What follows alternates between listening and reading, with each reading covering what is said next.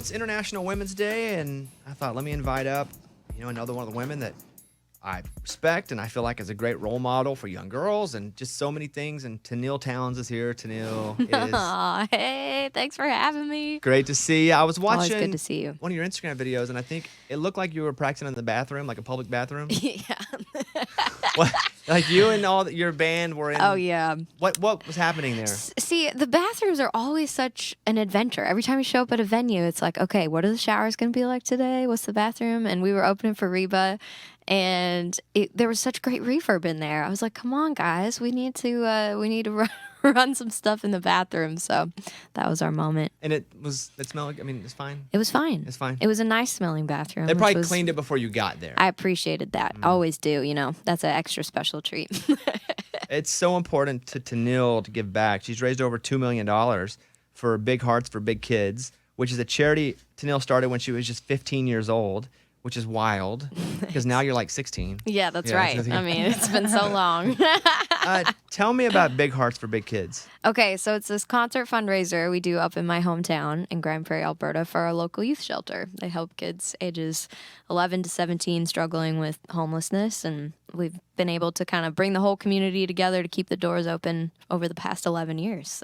So. Something else, and I know I mention it to you every single time, but I'm always so moved when I hit it again, is, and one of the reasons I thought about you for International Women's Day is you did a version of one of your songs with a local Girl Scout troop of girls that are homeless for the most part. Yeah. Yeah, will you tell the audience kind of what you did there? Yeah, so we did this version of Somebody's Daughter with the Girl Scouts Troop 6000 of Middle Tennessee, and these are all girls without permanent housing.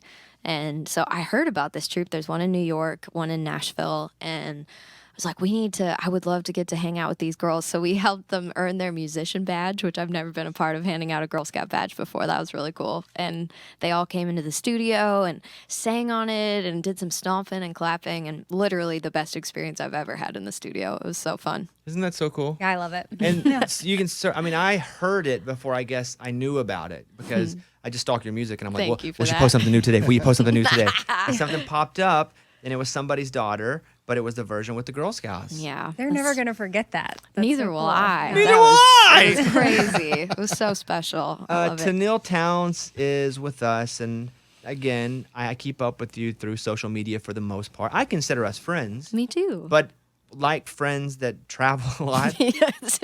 you keep up with them a lot That's on right. just looking at Instagram and stuff. And I saw a picture where they gave you a big plaque. It was for Yeah. like gold and platinum single. It was where do you put that massive plaque in your house? I don't actually know. I'm in like a little 2-bedroom townhouse, and I'm not sure what to do with it, but I am so excited to have it. It was so cool.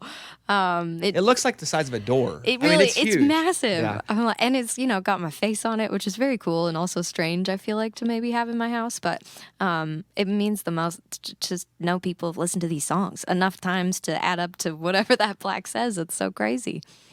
Today being International Women's Day, who were the female influences in your life that you go, man, without them, I don't know if I would be here now?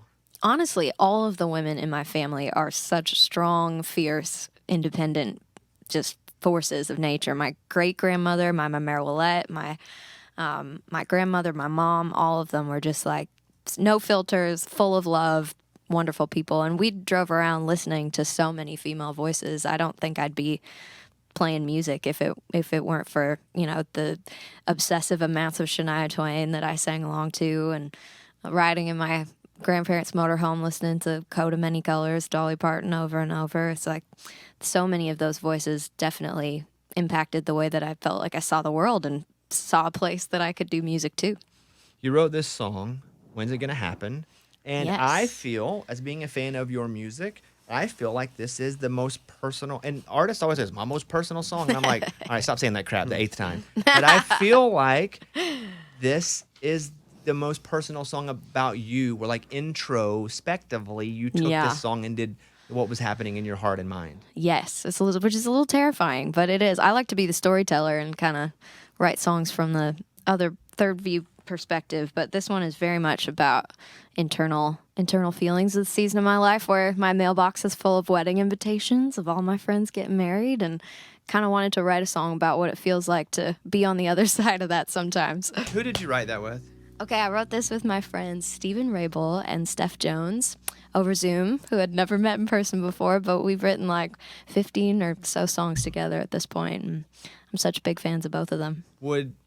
Was that like, okay, guys, I want to go extremely internal here? Not honestly. It was going, okay, what should we write a song about today? And it was like, I literally was looking at the stack of mail on my counter, and this was in the middle of the pandemic, of definitely feeling pretty lonely and going, I can't be the only one feeling this way. Like, what if we wrote a song just about that? So yeah, it was every line that we wrote, I was like, "Oof, this is real." But okay, yep, we're putting this in the song, and then we finished it, and I was like, "Dang it, I like this. This means I'm gonna." Now we have to record it. Now we have to record it. Dang. It's so good. Thank you. You're so good. Thanks. You guys follow Tenille Townes, Townes Townes, and how'd the tour go? It was awesome. Yeah? It was so fun.